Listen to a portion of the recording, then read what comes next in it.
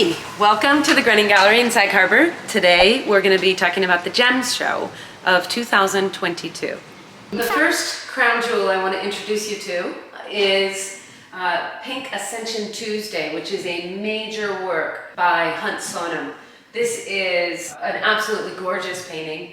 We actually had one that was about a third smaller that we already sold, but this really creates such a mood. A lot of people don't realize that Slonem is a very spiritual painter, and one of the reasons his paintings are repetitive is he sees them as mantras. Few realize that he gets up early in the morning and he does 2 hours of prayer and meditation. Slonem is a global force. He's known across the world. He has many, many galleries in America and overseas, but few realize in addition to the popular support, he has critical support and institutional support. Slonem is in over 250 museums all around the world, and he's having museum shows and openings every 6 or 9 months. You can look at his bio on the GrenningGallery.com website. The Ascension series I think is very important because what he's really doing is he's using the butterfly as a symbol of the shortness of life. It's a carpe diem, vanitas kind of energy, but he's also talking about the lightness and the beauty of the butterfly. What he's done is he's put a single pigment underneath. This one is pink. And then he puts a gold painting on top. The mantra part is when he scores them with the back of the paintbrush. He's digging in so that you can get the underlying pink to show through. And this creates a vibrancy on the surface of the painting. And it does create the atmosphere almost like there's air, like sparkly air with these butterflies. And yes, the butterflies are not perfectly done. They're symbolic. So he's an abstract painter, he's a pop painter, but in many ways, he's a true naturalist. And that's true about his history as well. I just think that this is one of his masterful works, and you really should come and see it. So now I'd like to show you 4 of my absolute favorite paintings from Marc Dalessio, who's been with the gallery for over 20 years. Marc Dalessio is considered one of the finest and most followed plein air painters in the world. On his website, you'll see he's very generous with discussion of technique. I just tend to love these street scenes because he's also masterful at his accuracy in the drawing. So everything seems to really fit and work. And they remind me of John Singer Sargent's street scenes from Venice. And here's a great painting he did for his first time back here in 3 years because of the pandemic. He did a scene of the pier in Sag Harbor, and these were the boats that were used for the whale boating races. He was here that weekend. And here's a lovely beach scene from his time in Portugal. And to my left, I have another one of the crown jewels of this show. This is a major work by Anthony Ackrill. I placed it here because I feel like the shimmery effect of the Tuesday Ascension painting, the Pink Ascension painting, feels to me inspired by the natural effect that you would see in the inside of a conch shell. This is one of the major works we got this year, just got out of the box from Anthony Ackrill, who's known for taking a very close look at nature, but putting it into somewhat of an ironic and kind of fun, playful setting. And this one, you have a conch shell that's kind of skating across the top of the sea. And Anthony Ackrill is definitely influenced by the pop art movement because he's born in 1958, so he was coming of age when Andy Warhol was really hitting it big. So I like putting these guys next to each other. Ta-da! Okay, good. So now we're gonna have a quick look at one of the other crown jewels in this show. This is Stephen Hannock's Rapid City Nocturne. It's one of my absolute favorites. It is inspired by the North by Northwest, the film by Hitchcock. It's set and right near Mount Rushmore, which is kind of hinted at right down here. Stephen Hannock is one of the leading landscape painters in the country, and his work is at the Metropolitan Museum of Art on view, which not many living artists can say. They also own 13 of his pieces, and I think they're still collecting him. How were you able to obtain a painting from him? So Stephen Hannock, I have a relationship with Marlborough Gallery. I've sold a lot of Claudio Bravos that they carried to my clients, mostly because I'm just passionate about his work. And I'm also passionate about Stephen Hannock's work. I think he is a real powerhouse and very collectible. I think he's really worth owning, and I would love to live with this painting. So it's really via his main gallery in New York. This is one of the crown jewels. So we're gonna talk about the rest, right? Okay, let's go. Love the idea of curating together the very classical paintings and the more expressionistic work by, you see the Darius Yektai painting here, and also Slonem. Stand over here, you'll be able to see up here, this is the Pool Hall by Stephen Levin, and that colors that he's, the glowing red table next to the red and black bunnies in this classical frame, I think is amazing. And I love this drip status painting by Darius Yektai. This is another crown jewel of the show. Yeah, in fact, we had a customer who walked in just to see it from unloading from the truck. Yeah. This was a painting that caught somebody's eye on the street as we were bringing it in. It's one of those art dealer dream moments, which I think you're gonna have a little video on that. Yes. But it was like, wait, hold it. Whose painting is that? Can I buy that? That's amazing. I want that for my house. And that's like an art dealer and also an artist's dream, that when something leaves the studio, it immediately finds an audience. So I was very happy about that. Continuing on with the red and gold theme, I want to point out that we have the pomegranate with the brass bowl. This is another highly refined still life by Sarah Lamb. Very, very beautifully finished. I don't know if many people know, but from classical literature, pomegranates connote fertility. And so I think that this is, and it's just a beautiful painting, and I love it for Christmas. And we have another Steve Levin.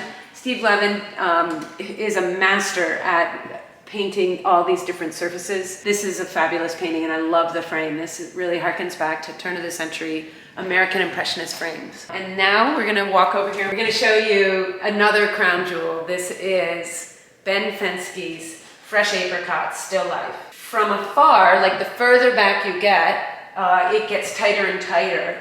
The closer you get, it's much more expressionistic.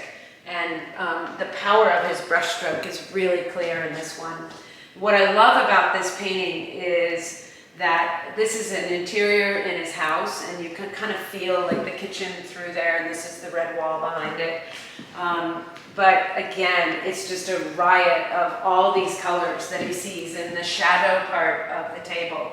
He sees reds and lavenders and hot colors, and we're working our way down to a very colorful corner in this show.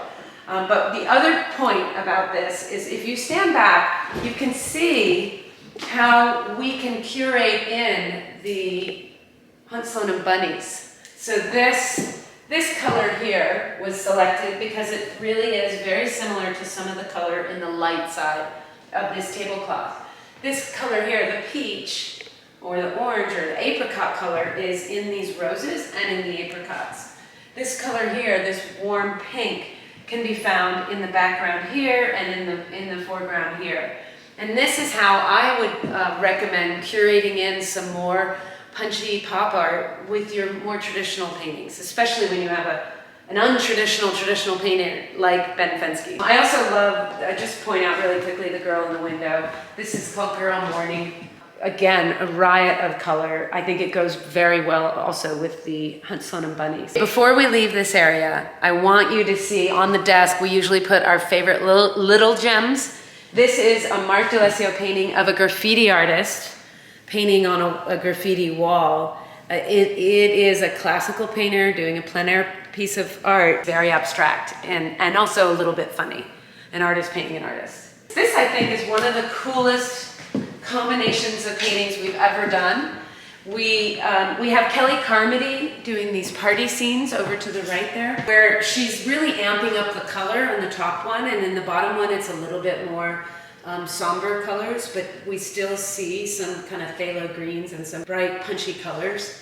So these magentas and these greens, but then you put that against a very astutely observed sunset in Sag Harbor by Carl Bretzke. Those colors are also found in this bright green wrapping paper.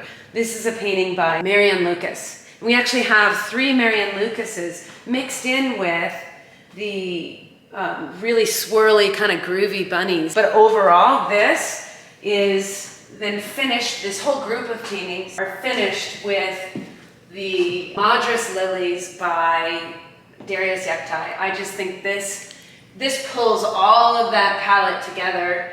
This is just a joyous, fearless water lily painting by Darius Yektai, and it just got into the gallery, so I don't think it's going to last very long. I just love this painting. And before we leave this area, I want to mention that we have a very singular, gorgeous, subtle painting by Anthony Ackrill.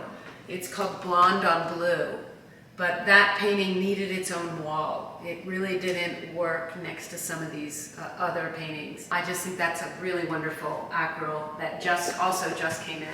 In the spirit of talking about a group of paintings that have been put together for their palette, we're shifting over here to more soothing lavenders. You want to back up probably and get this wall. Kind of fiddling around with the exact nature of nature. We have Kelly Carmody's work where she is pushing the boundaries. She can copy nature exactly, but here she's just really going for it with blocks of color and inspired by what she has in her studio, but really what she's doing is playing with color. And I think this was a hugely successful painting. This is called Kale Flowers. But we shift over here to the Macaroons and Milk by Sarah Lamb. This is an absolutely gorgeous study of pastels, but also somehow, I don't know how she does it, but she makes the painting feel like it's here today, very contemporary, even though we can see that the technique is very old-fashioned. We also have a gorgeous magnolia painting by her and a Melissa Franklin night scene. These are all beautiful studies of tonal value and exactly what you're looking at in nature. The crispness of those leaves, you could just, you feel like they could pop right off of the canvas. And this group of paintings is finished off by these 5, is that 5? Yeah, 5 works. The Cherry Blossoms, this is another very expressive painting by Darius Yektai, but the palette is so soothing. And this is Cherry Blossom. I just love this painting. And here we have an Impressionist painting. This is an Expressionist look at a blossom, and here's an Impressionist painting on copper. I think I can show you it's on copper, which is cool, by Melissa Franklin. And then we have 2 Anthony Ackrills, which I think are great, Cupcake by the Sea and The Whelk. Again, he's playing a little bit. Here's a cupcake on the beach with a little sailboat in the background in the sea, but it's like you could almost take it right off of there. These are painted on found objects, another pickup from the 70s and 80s when people were painting on found objects. And then we finish this group off with Tom by Slonem. I have to make it all the names. He must have a whole crew just to name his paintings.